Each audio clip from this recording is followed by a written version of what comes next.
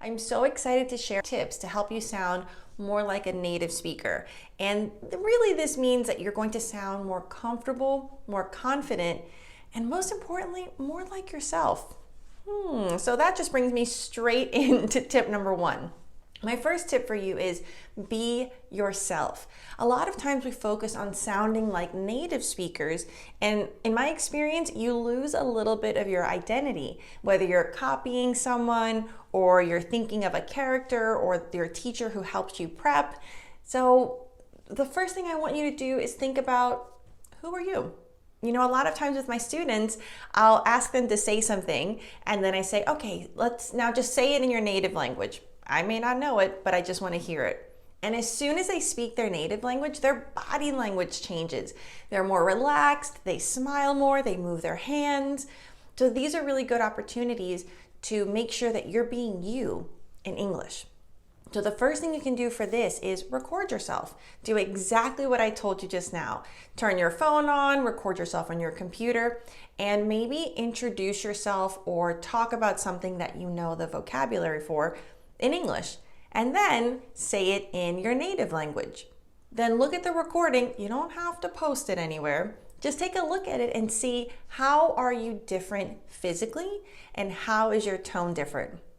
For example, I noticed that when I was trying to speak French, everything about my body language and my intonation was apologetic. It's like I was trying to say, I'm so sorry that my French is so terrible, by using my body, by the way, everything I was saying kind of sounded like a question, because I wanted to let them know that I didn't think my French was perfect and I wanted to confirm. But that's awkward. That's not real life. So then I noticed that in real life, in my native language, in English, I smile more, I'm okay with making mistakes, I laugh, I move, I mean, you see me now. So when I was able to apply some of that in my very basic French, I mean, even as a beginner, it made a difference just by relaxing myself. And if I was okay with making mistakes, I tended to laugh when I made a mistake instead of cringe or apologize.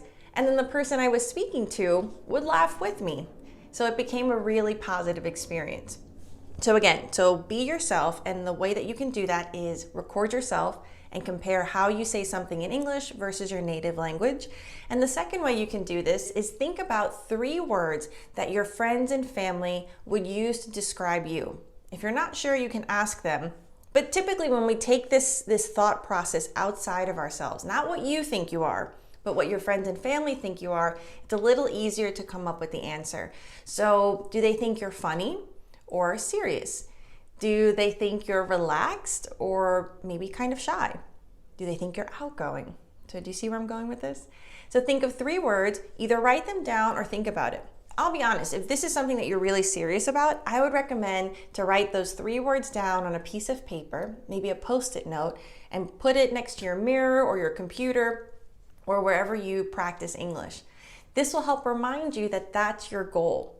It's not just being like a native speaker. I think what we mean by that is that we want our English to be what we perceive to be correct or beautiful. But it's really important that you're yourself, because that's what you're responding to a lot of times when you hear native speakers. It's not just the English, it's the fact that they're comfortable in who they are and they speak English kind of within that identity bubble. So you can do that too. And the good thing is, it doesn't have to do with your English level, how much vocabulary you know. Like I shared with you my story, I was a beginner and my French was terrible. But I was able to use these techniques to sound more natural. And that went beyond the pronunciation and the intonation. It became about the communication. Because remember, if you're watching this, you know that you're not studying English just to pass a test or so that you can be in a room by yourself. You're studying English because it's cool and you want to talk, or you want to watch movies or programs, or you want to meet more people. So you gotta use it.